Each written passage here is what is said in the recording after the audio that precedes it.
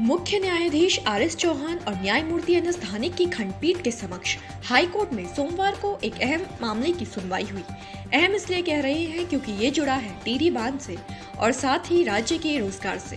दरअसल कुछ समय पहले टिहरी बांध को लेकर देहरादून के समाज सेवी अभिनव थापड़ ने हाई कोर्ट में एक जनहित याचिका दायर की थी। मुद्दा ये रहा कि टिहरी बांध से होने वाली आय को उत्तराखंड के विकास, रोजगार और विस्थापितों पर खर्च करना चाहिए, लेकिन आय इतनी है ही नहीं, या ठीक कहें तो होने वाली आय का इतना हिस्सा राज्य को मिलता ही नहीं है जो उसे राज्य हित में लगाया जा सके। क्यों ऐसा है, ये सारा उल्लेख दायर की गई याचिका में बताया गया है। तो जान लेते हैं कि याचिका कहती क्या है और फिर आपको बताएंगे कि कोर्ट ने मामले में क्या फैसला लिया। याचिका में कहा गया है कि बांध से होने वाली आय का महज 12% ही उत्तराखंड सरकार को दिया जाता है, बाकी की 88% आय केंद्र सरकार और उत्तर प्रदेश सरकार को जाती है। अब इसमें दिक्कत ये है कि टिहरी बांध उत्तराखंड के टिहरी क्षेत्र और उसके आसपास में फैला हुआ है। इस बांध की सीमा किसी अन्य राज्य से नहीं जुड़ी हुई, तो ऐसे में इससे होने वाली आय के ये असमान हिस्से सवाल उठा रहे हैं। इसके अलावा याचिका में ये भी कहा गया है कि उत्तर प्रदेश पुनर्गठन अधिनियम 2000 के अनुरूप टिहरी बांध पर संपूर्ण अधिकार उत्तराखंड का है, तो बांध से अर्जित संपूर्ण आय भी राज्य को ही जानी चाहिए।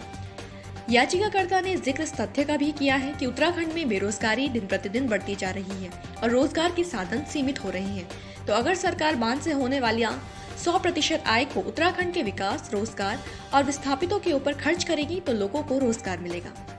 याचिकाकर्ता का ये भी कहना है कि बांध की कुल लागत 9,900 करोड़ थी, जबकि टीएचडीसी ने इससे 2020 तक ही 26,000 करोड़ की आय अर्जित की है। यानी टीएचडीसी ने अपना हिस्सा मार्च 2020 में एनटीपीसी को बेचकर भी 7,500 करोड़ रुपए की आय अर्जित की है। इतना ही नहीं, याचिका में इस बात पर भी ध्यान केंद्रित किया गया है कि सरकार ने अभी तक विस्थापितों को मुआवजा तक नहीं दिया है और न ही उनको ढंग से विस्थापित किया है।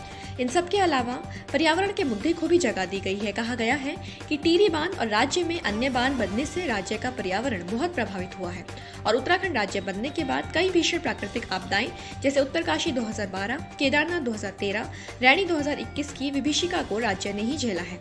यानी देखा जाए तो टिहरी बांध से जुड़े हुए कई अहम पहलुओं को कोर्ट के आगे रखा गया है और हाई कोर्ट ने भी कहीं न कहीं ये माना है कि इस फैसले की जवाबदेही सरकार की है। इसलिए नैनीताल हाई कोर्ट ने याचिका पर सुनवाई के बाद केंद्र सरकार, उत्तर प्रदेश सरकार, उत्तराखंड सरकार और टिहरी बांध परियोजना को 4 सप्ताह के भीतर जवाब दाखिल करने के निर्देश दिए हैं। तो अब देखना ये है कि उत्तराखंड सरकार, यूपी सरकार और टीएचडीसी का जवाब इन तमाम सवालों और आरोपों को लेकर क्या रहेगा और क्या टिहरी बांध से होने वाली आय का फायदा सही मायनों में कभी वाकई राज्य को मिल पाएगा।